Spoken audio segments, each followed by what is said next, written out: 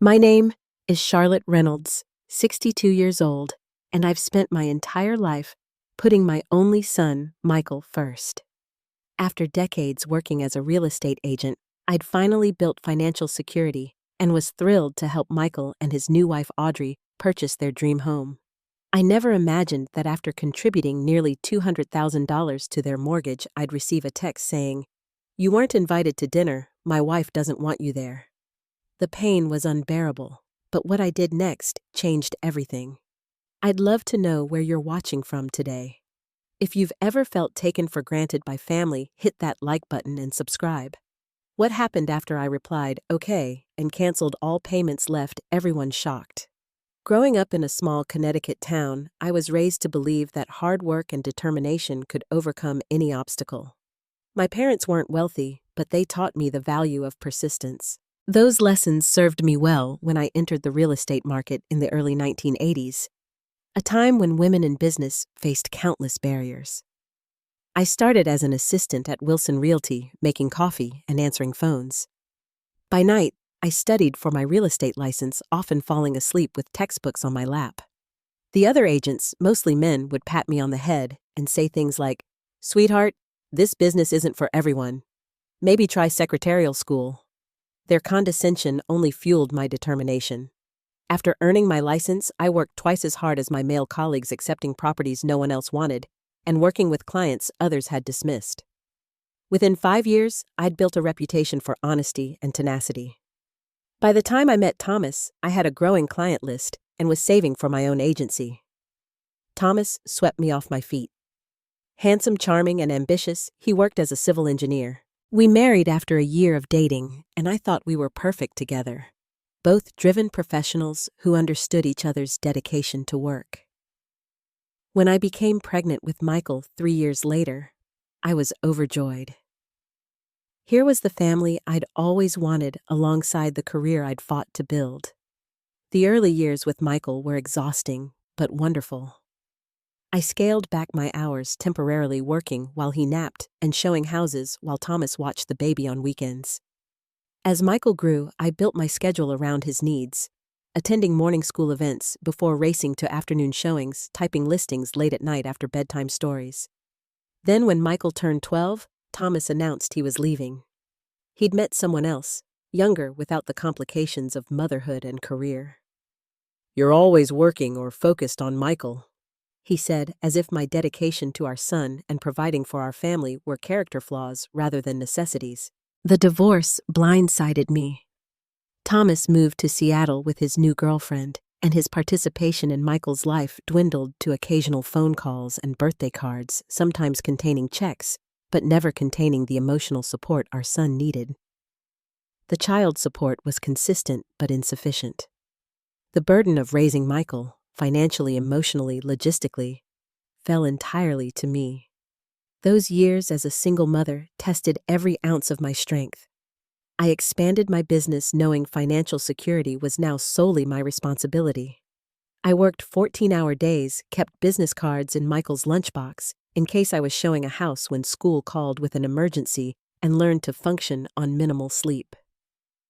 There were painful sacrifices. I missed Michael's first big soccer game because a major client could only meet that afternoon. I sat in the back row at his middle school play, arriving just before his scene and leaving immediately after to make it to a closing. I hired a sitter for weekend open houses and worked through many holidays. Michael struggled with his father's absence. There were behavioral issues at school, a period of withdrawal anger that sometimes targeted me as the parent who remained. I arranged for counseling, spent a fortune on sports and activities to channel his energy, and never ever missed the events I promised to attend, even if it meant losing a commission. While other real estate agents in my circle upgraded to luxury cars or took extravagant vacations, I drove the same modest sedan for 12 years. I funneled every extra dollar into 3 accounts: Michael's college fund, our emergency fund, and a long-term savings account I mentally labeled Michael's future. I hadn't defined exactly what that future fund would be used for. Perhaps a wedding, a down payment on a house, or seed money if he wanted to start a business. I simply knew I wanted to give my son the security and opportunities I'd had to fight so hard to create for myself. By Michael's high school graduation, my business had grown substantially. I'd opened Charlotte Reynolds Realty with 4 agents working under me. I finally allowed myself a few modest luxuries, a slightly nicer car, occasional weekend trips to visit friends. But my priority remained building that nest egg for Michael's future. Michael thrived at university studying architecture. I'd never seen him so passionate about anything before. He called weekly with excited updates about his project's professors, who had become mentors, and the portfolio he was building. I paid his full tuition, covered his apartment, and sent extra for art supplies and architecture books. His success felt like my success too, the culmination of all those years of sacrifice. After graduation, Michael secured a position at a respected architectural firm in our city. I was thrilled to have him nearby again. We established a tradition of Sunday brunches, and he'd often stop by my office with coffee during the week. I loved watching him build his career, loved his enthusiasm when he described the projects he was working on. For the first time in decades, I felt like I could breathe. My son was launched healthy and happy. Then at 58, I experienced a minor heart attack. It wasn't severe, but it was terrifying. Lying in that hospital bed, Michael anxiously holding my hand, I had an epiphany. I'd spent decades saving for some nebulous future, but life offered no guarantees. I might not be around to see that future unfold. When I recovered, I made a promise to myself I would use my savings to help Michael now, while I could witness his joy and success. I wanted to be an active participant in his happiness, not just a name on an inheritance document. I had no way of knowing how that well-intentioned promise would ultimately break my heart. Michael met Audrey Turner at an architectural conference in Chicago. He'd been sent by his firm to represent them and network with potential clients. Audrey worked for a high-end interior design company that often collaborated with architectural firms.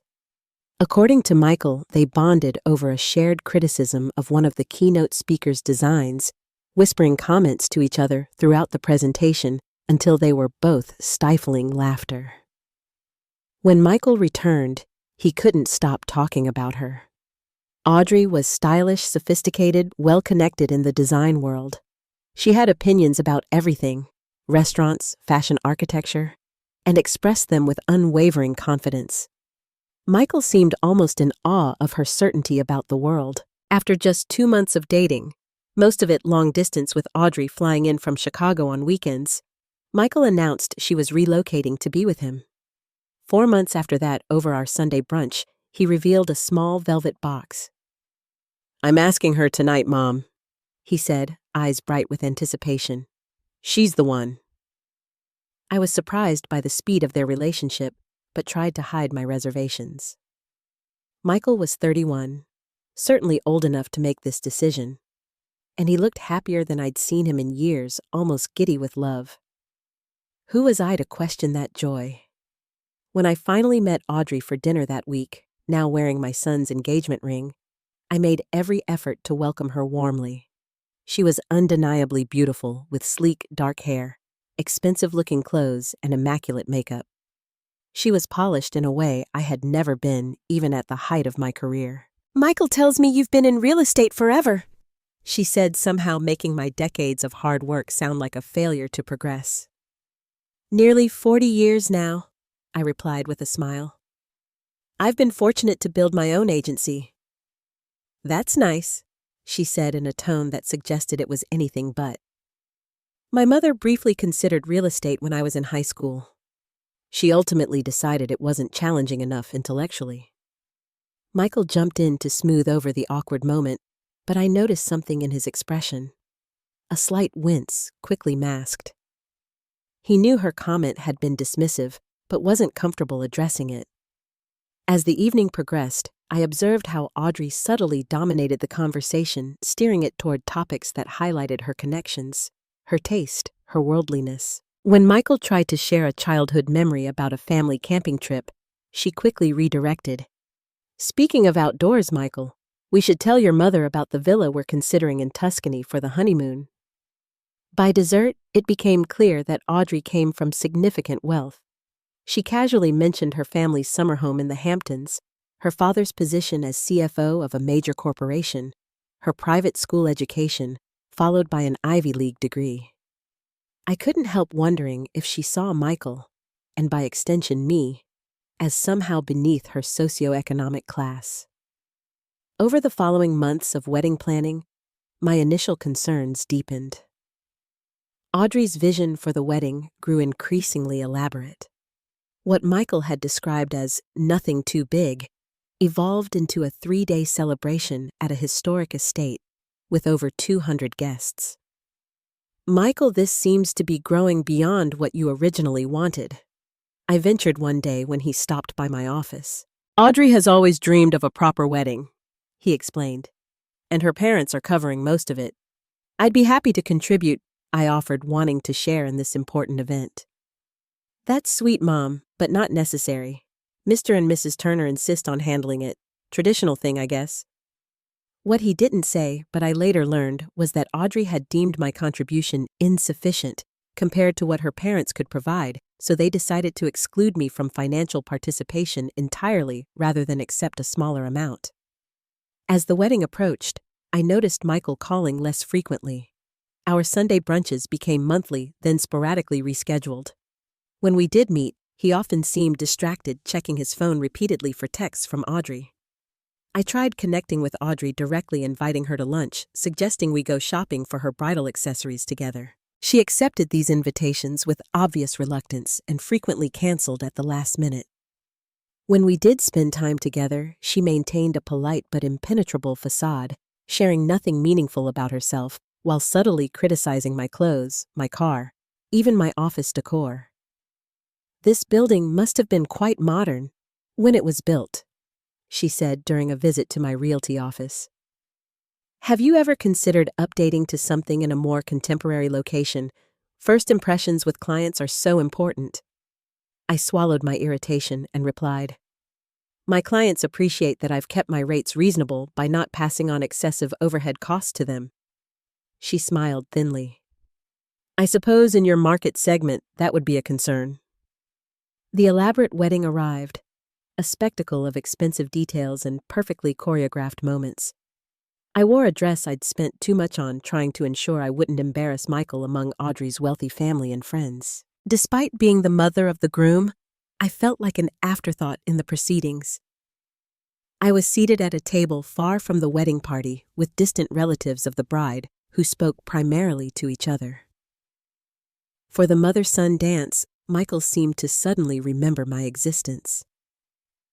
As we moved around the dance floor, I held back tears, remembering the little boy who once stood on my feet while we danced around our kitchen. "Are you happy, Michael?" I asked quietly. "Of course, Mom," he answered, but his eyes darted over my shoulder, checking for Audrey's location. "Everything's perfect."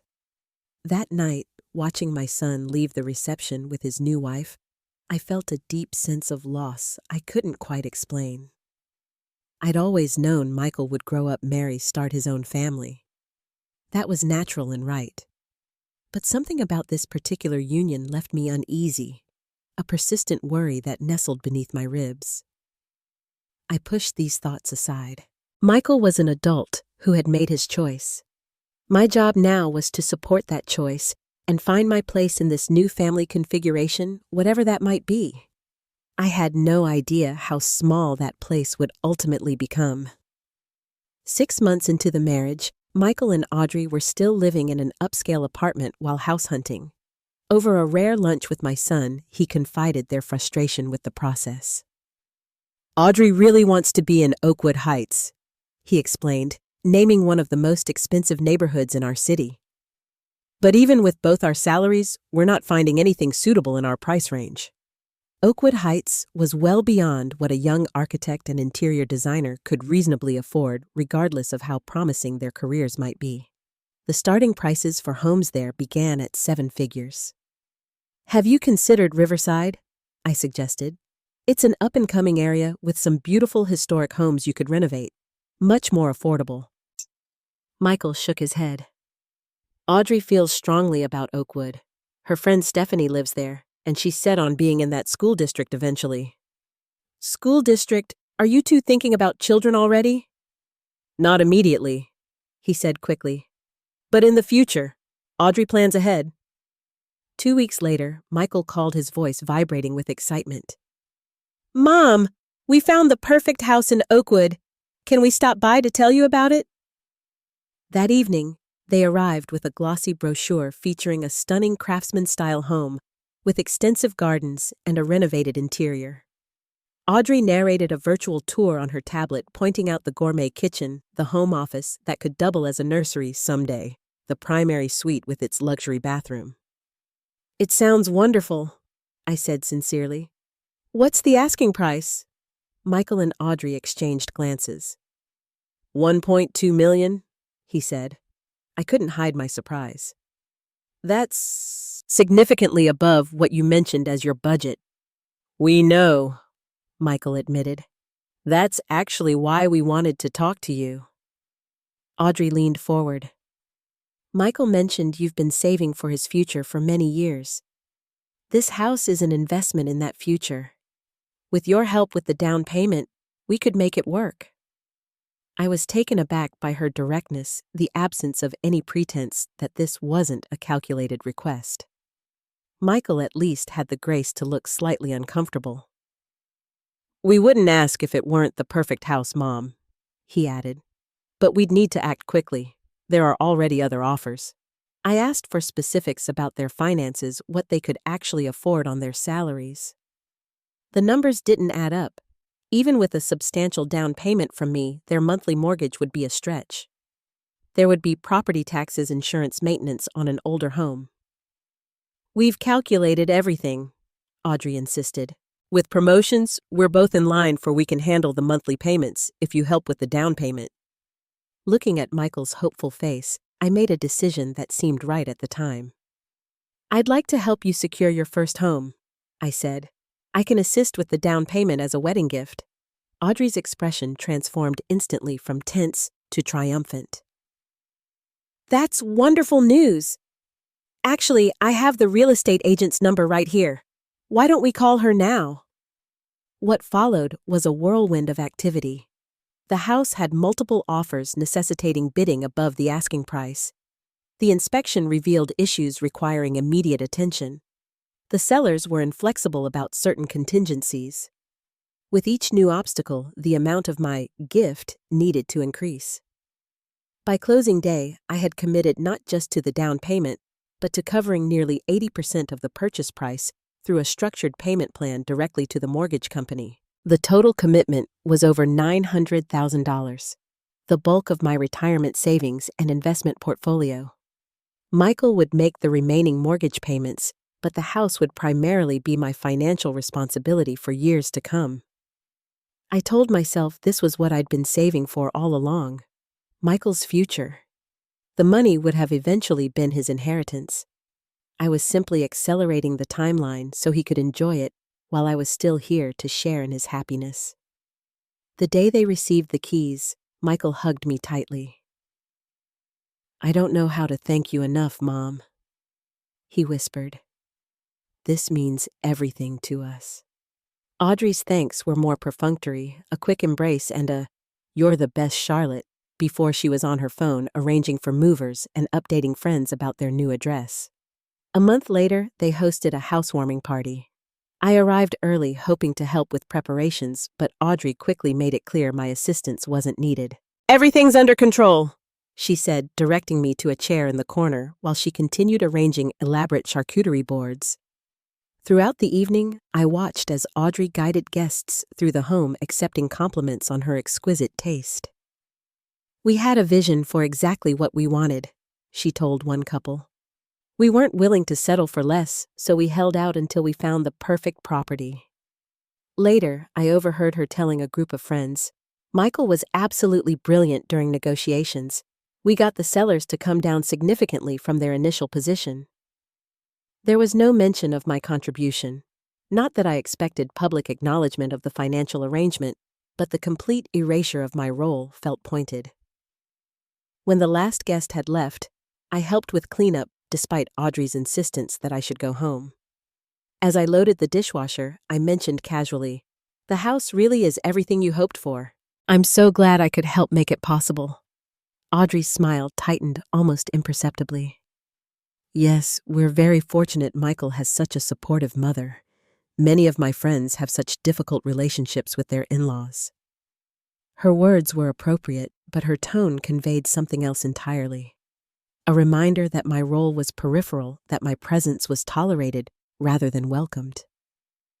As I drove home that night, I tried to dismiss the feeling as my own insecurity. Surely with time, Audrey would grow more comfortable with me. This transition period was difficult for everyone. I had no way of knowing that the distance between us would only grow wider, that my financial investment would prove inversely proportional to my welcome in their home. In the months that followed, I settled into a routine of making monthly payments to the mortgage company while receiving increasingly infrequent invitations to the home I was largely funding. Each visit revealed new expensive additions, designer furniture, custom window treatments, a complete landscaping overhaul of the already beautiful gardens. "The house is looking more personalized," I commented during one visit, noting a wall of seemingly original artwork that hadn't been there before. "Just a few necessary touches," Audrey replied. We couldn't live with the previous owner's pedestrian choices everywhere. I wondered silently how these necessary touches were being financed, given that I knew the couple's combined salaries were largely consumed by their portion of the mortgage and daily expenses. I didn't ask. It wasn't my place to question their financial decisions, though I was effectively underwriting them. Invitations to the house typically came from Michael, usually last-minute texts. "Around tonight, made too much pasta." Or, "Free Sunday afternoon, watching the game." Never planned gatherings, never with advance notice that would allow me to feel truly included in their lives. Audrey was unfailingly polite during these visits, but maintained an emotional distance as palpable as a physical barrier. She would make brief appearances, offer a drink or snack, then retreat to another part of the house with vague mentions of work projects or calls to return. On the rare occasions when I was invited to meals with them, I noticed how Audrey subtly dominated the conversation, steering it away from topics that might strengthen my connection with Michael. If I mentioned a childhood memory, she would quickly interject with plans for their future. If I asked about his work, she would answer for him, presenting their careers as a seamless partnership rather than individual pursuits.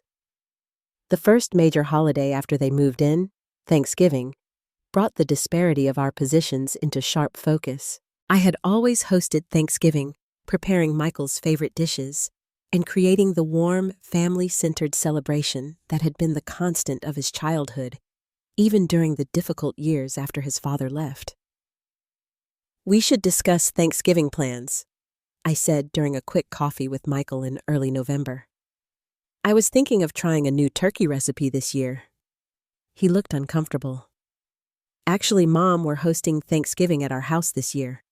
Audrey's parents are coming, and her sister and brother-in-law." "That sounds wonderful," I said, hiding my disappointment. "What time should I arrive? I'd be happy to bring some of our traditional dishes." His discomfort deepened. "Well, it's going to be a bit different this year. Audrey has the entire menu planned with her mother. Very specific theme and presentation." "I understand. Just let me know what time then." There was a long pause before he said, "Could we maybe do our own small Thanksgiving the day before Audrey thinks having too many people might be overwhelming for her first time hosting?" I stared at him, processing what he was actually saying. "Michael, are you telling me I'm not invited to Thanksgiving dinner? I'm the only family you have in this city." "It's not like that, Mom. It's just, Audrey's parents are very traditional. They have certain expectations about holidays. Next year will be different, I promise." I didn't argue. What would be the point? But later that night, scrolling through social media, I discovered that Audrey had invited not just her immediate family, but also several friends to their Thanksgiving celebration. The gathering I'd been excluded from would include at least 15 people. That pattern repeated for Christmas, then Easter. I was offered separate, diminished versions of celebrations. A quick lunch the day before the actual holiday coffee and dessert after their real guests had departed. All while I continued making substantial monthly payments toward their home. When I tried to discuss these concerns with Michael, his responses became increasingly defensive. Audrey's just particular about entertaining, or we're still figuring out our own traditions as a couple. The implication was clear. My feelings were less important than Audrey's preferences. In June, I saw on social media that Michael had received a significant promotion at work. Photos showed him and Audrey celebrating at an upscale restaurant with a large group of friends. I hadn't been told about the promotion or invited to celebrate it. That same week, I made my monthly mortgage payment, $5,800 that represented years of my hard work and sacrifice. As I confirmed the transfer, a realization crystallized. I had become an ATM in my son's life, valued for financial support, but not for my presence or emotional connection. Still, I continued making payments and hoping things would improve. Perhaps once they felt more established in their home and marriage, there would be room for me again in Michael's life. Perhaps Audrey's insecurity about my relationship with Michael would fade with time. Then came Michael's birthday in July. I had always made his birthday special. Even during the leanest years, I'd found ways to celebrate with thoughtful gifts and his favorite meals. This would be his first birthday in the new house, and surely an occasion where I would be included. I texted him a week before, "Any special plans for your birthday? I'd love to take you both to dinner." His response came hours later. "Thanks, Mom, but Audrey's already planned something with friends. Maybe we can do lunch the following weekend." I was hurt, but accepted the alternative arrangement. Then the day before his birthday, I had a thought. I could surprise him with a special breakfast before work. Nothing intrusive, just dropping off his favorite bakery goods and coffee, a small gift, to start his day with a reminder of my love. I texted to check if this would be convenient. "Would you like me to bring breakfast by tomorrow morning before work? No need to host, just a quick birthday wish." The response I received shattered something fundamental in our relationship. "You weren't invited to dinner because my wife doesn't want you there. Please respect our space." I stared at the phone, reading and rereading the message, unable to comprehend how my offer of breakfast had elicited such a harsh response. Had he meant to send this to someone else? Was it a cruel joke? I called immediately, but the call went to voicemail. I texted again. "Michael, I think there's been a misunderstanding. I only offered breakfast, not dinner." Minutes later, his clarification arrived. "Sorry for the confusion. Audrey saw your text and got upset. She doesn't want any surprise visits. We need our privacy respected." In that moment, the full reality of my position in their lives hit me with crushing force. I wasn't just an inconvenience to be managed or a financial resource to be tapped. I was actively unwanted, my presence an intrusion, my motherly love an annoyance. And I was paying nearly $6,000 every month for the privilege of this rejection. The morning after receiving Michael's text, I sat at my kitchen table surrounded by financial records. Payment confirmations from the bank, the mortgage agreement, the spreadsheet tracking my contributions to date. I had made 17 payments so far, totaling $174,000. Nearly $200,000 toward a home where I wasn't welcome even to drop off a birthday breakfast. I hadn't slept. The night had passed in a blur of tears and rage, and finally, as dawn broke, a strange clarity. For 31 years, I had oriented my entire life around Michael's happiness and well-being.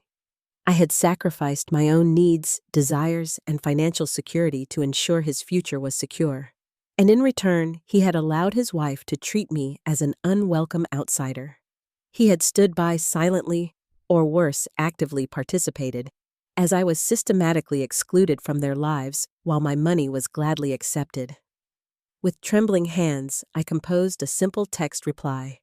"Okay." Just that one word. No argument, no emotional plea, no expression of the devastation I felt. just acknowledgement of the boundary they had established. Then I called my bank and canceled the automatic payments to the mortgage company. I contacted my lawyer and had him draft a formal letter terminating any future financial obligations toward the property, citing the voluntary nature of my original commitment and the absence of any legally binding contract requiring continued payment. Finally, in a gesture that was more symbolic than practical, I went through my email and deleted all 174 receipts for payments I had made. One by one, I erased the digital record of my financial sacrifice, just as Michael and Audrey had erased my emotional importance in their lives. My lawyer advised me to keep paper copies of everything for tax purposes, which I did.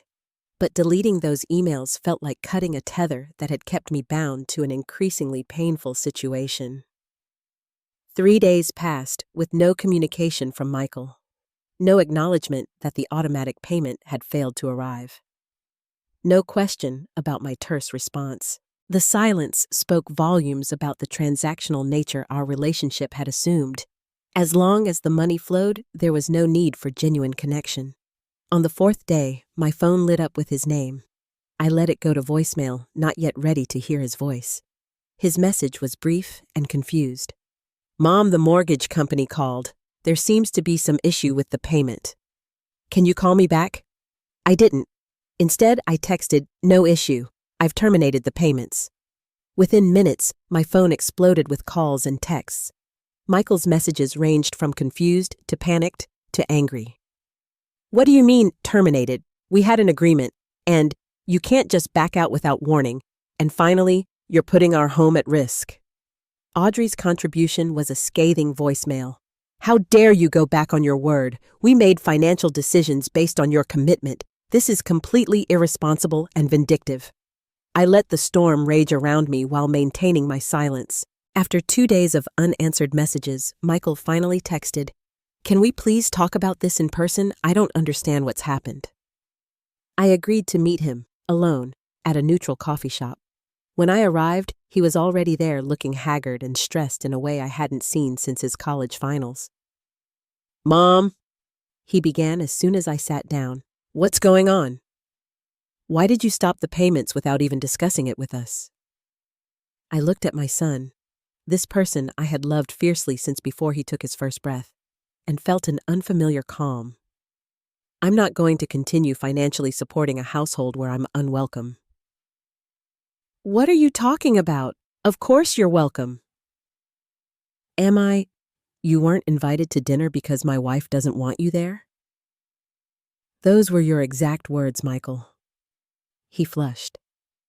"That was one dinner. One time. Audrey was stressed about work and wanted a quiet evening." "It wasn't one time. It's been a pattern since your wedding. I've been systematically excluded from your life while being expected to fund your lifestyle."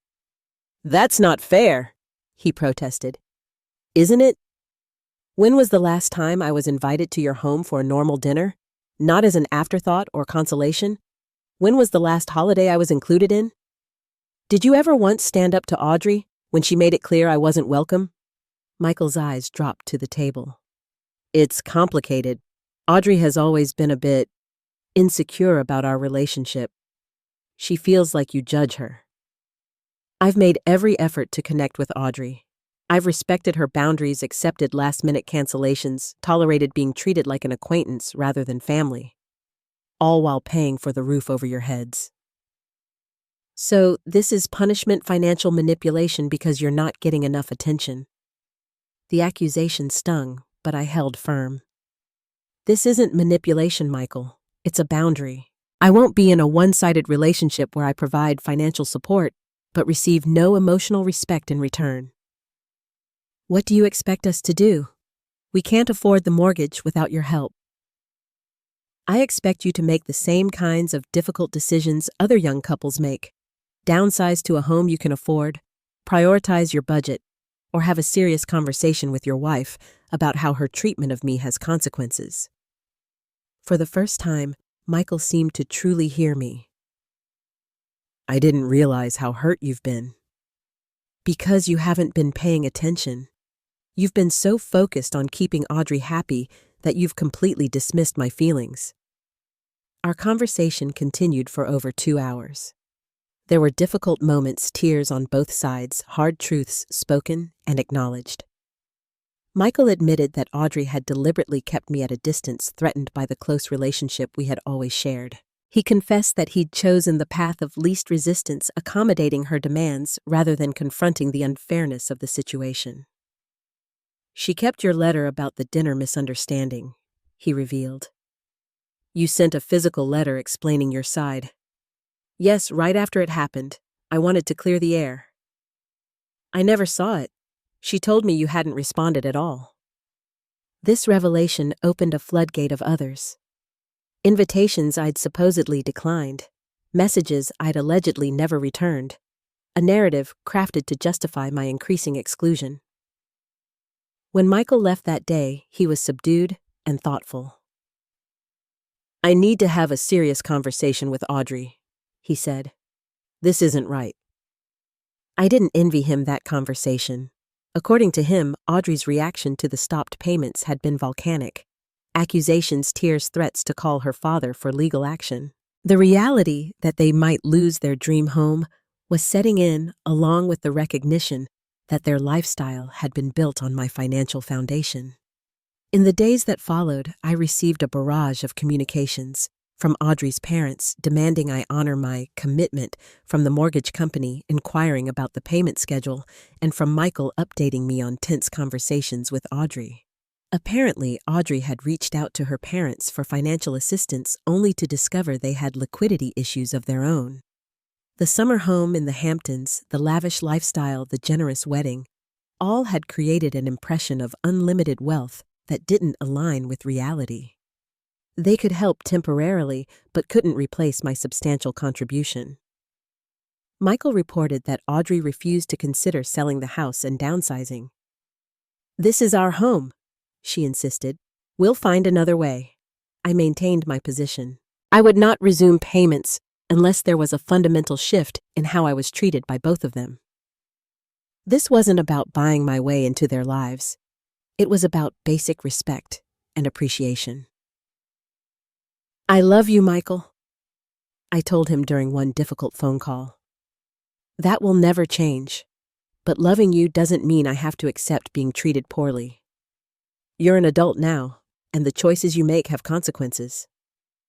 It was perhaps the first time in his life I had held him truly accountable for his choices, and as painful as this period was, I recognized it was long overdue. 6 months after I stopped the mortgage payments, my life had transformed in unexpected ways. Without the financial burden of supporting Michael's house, I was able to reassess my own priorities and dreams. I had always loved travel, but had put off extensive trips to save for Michael's future. With newfound financial freedom, I booked the European vacation I'd been postponing for decades. 3 weeks exploring Italy, France, and Spain. Walking the cobblestone streets of Rome, sipping wine in Parisian cafes, watching the sunset over Barcelona's architecture, I felt a lightness I hadn't experienced in years. Upon returning home, I began renovations on my own house.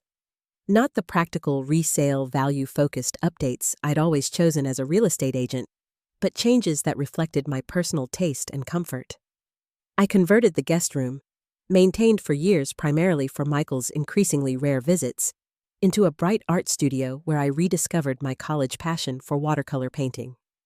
I joined a book club that quickly became a circle of genuine friends, women in similar life stages, navigating relationships with adult children, retirement planning, and rediscovering personal identity beyond career and motherhood. Our weekly meetings became a highlight I looked forward to with genuine anticipation. I even began dating casually. Nothing serious but enjoyable dinners and theater outings with a retired professor I met at a community lecture series. After decades of putting romance on the back burner while raising Michael and building my business, it was refreshing to engage in adult conversation that didn't revolve around real estate or parenting. These changes weren't about replacing Michael in my life. Nothing could ever do that. They were about finally recognizing that I deserved to be more than just someone's mother. I deserved joy, connection, and fulfillment on my own terms. Throughout this period, my communication with Michael was limited but not severed. We spoke occasionally by phone, had coffee once a month. Our interactions were cordial but carried an underlying tension. He never directly asked me to resume the payments, but financial stress showed clearly on his face in the new lines around his eyes, in the less expensive clothes he now wore. I learned through these conversations that he and Audrey were struggling to maintain the mortgage payments. They had been forced to rent out the finished basement as an apartment and take on freelance projects on evenings and weekends. The lavish lifestyle Audrey had envisioned was crumbling under financial reality. Then, on a rainy Tuesday evening in October, Michael appeared at my door unannounced. He was soaking wet, having walked from the bus stop instead of driving his car. "Michael, come in. Let me get you a towel." He stood awkwardly in my entryway, water dripping onto the tiles. "Audrey left," he said without preamble. I froze halfway to the linen closet. "What?" "She's gone. Packed up last weekend while I was at a work conference. Left a note saying this wasn't the life she signed up for." I guided him to the kitchen, made hot tea, and listened as the story spilled out. The constant financial stress had created irreparable fractures in their marriage. Audrey, accustomed to comfort and luxury, couldn't adjust to their new financial constraints. When her parents refused to step in with the level of support she expected, she'd blamed Michael for ruining everything by not managing his relationship with me better. "She actually said I should have kept you in line," he said, voice hollow with disbelief. "Like you were an ATM that malfunctioned, not a person with feelings." I reached across the table and took his hand. "I'm so sorry, Michael. Regardless of my issues with Audrey, I never wanted you to be hurt like this." "The thing is, Mom," he said, meeting my eyes directly. Once the initial shock wore off, I realized I've been unhappy for a long time, walking on eggshells, constantly trying to manage Audrey's expectations and moods. It was exhausting. "Marriage shouldn't be exhausting in that way," I said gently. "I know that now." He squeezed my hand. "I also know how terribly I treated you. I let someone come between us, let them dismiss and exclude the one person who has always been there for me. I don't know if you can forgive that." Tears welled in my eyes. "I already have, Michael. I was hurt, deeply hurt, but you're my son. That doesn't change." "I've been seeing a therapist," he confided, "trying to understand how I could have been so blind, so easily manipulated. Why I didn't stand up for you or for myself." That night, Michael stayed in my guest room, now an art studio with a pull-out sofa. The next morning over breakfast, we had the most honest conversation we'd shared in years. "I can't afford the house," he admitted, "even with the basement rental. I've listed it, but the market's slow right now." "What will you do?" "Start over. Get an apartment I can actually afford. Figure out who I am without Audrey defining everything." "That sounds like a healthy plan," I said. He looked at me hesitantly. "I'm not asking for financial help. I want to be clear about that. I need to do this on my own. But I would like, if you're willing, to have you back in my life. Really in it, not just on the periphery." "I'd like that too, Michael." Over the following months, our relationship began healing. We resumed our Sunday brunches. He showed genuine interest in my new activities, even joining me for a painting class, discovering he had absolutely no artistic talent, but enjoying himself nonetheless. I helped him navigate the emotional aspects of his pending divorce, offering support without financial bailouts. The house eventually sold at a loss, but Michael accepted the outcome with surprising equanimity. "It was never really my dream house anyway," he confessed. "It was Audrey's vision, Audrey's neighborhood, Audrey's statement to the world. My dream was much simpler. A home filled with love and respect." His new apartment was modest, but comfortable walking distance to a park where we sometimes met for coffee on Saturday mornings. There was something symbolic in its simplicity, a reset to values that had been temporarily obscured by materialism and appearances. As I watched my son rebuild his life, I reflected on the painful journey that had brought us both to this point of greater wisdom. The financial devastation I'd feared for him hadn't materialized. Instead, he'd discovered resources of resilience and self-sufficiency he might never have found in the cushioned existence we'd created together. And I had discovered something equally valuable, that setting boundaries wasn't selfish, but necessary. That my worth extended far beyond my financial contributions or maternal role. That sometimes the greatest act of love is refusing to enable harmful patterns even when that refusal causes short-term pain.